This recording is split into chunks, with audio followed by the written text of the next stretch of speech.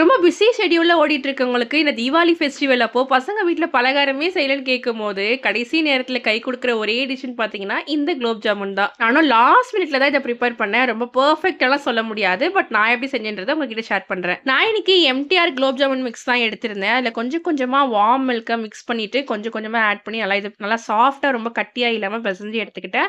லாஸ்ட்ல கொஞ்சமா கீ மட்டும் சேர்த்துட்டு, இந்த அளவுக்கு நல்லா சாஃப்ட்டானது ஒரு 5 மினிட்ஸ்க்கு ரெஸ்ட் விட்டுட்டேன். இப்போ ஒரு பாத்திரம்ல இந்த கப்ல 2 கப் அளவுக்கு தண்ணி எடுத்திருந்தேன். அதே கப் அளவுக்கு 2 கப் சர்க்கரையும் சேர்த்துக்கிட்டேன். ஒரு 10 ஏலக்காவ நல்லா தட்டி சேர்த்தாச்சு. மேல ஒரு 1/2 லெமன ஸ்குவீஸ் பண்ணி விட்டாச்சு. சர்க்கரை பாகு ரெடி ஆகுறது தான் எனக்கு கொஞ்சம் டைம் எடுத்தது. நல்லா ஒரு கம்பி பதத்துக்கு பிசுபிசுன்னு இந்த அளவுக்கு ரெடி ஆனதும் ஆஃப் பண்ணி எடுத்து வச்சாச்சு. இப்ப கையில கொஞ்சமா கீ அப்ளை பண்ணிட்டு ஒரு பால்ஸா ரெடி பண்ணி எடுத்து வச்சுக்கிட்டேன். எண்ணெய் நல்லா சூடானதும் எல்லா பால்ஸையும் சேர்த்து பொரிச்சு எடுத்தாச்சு.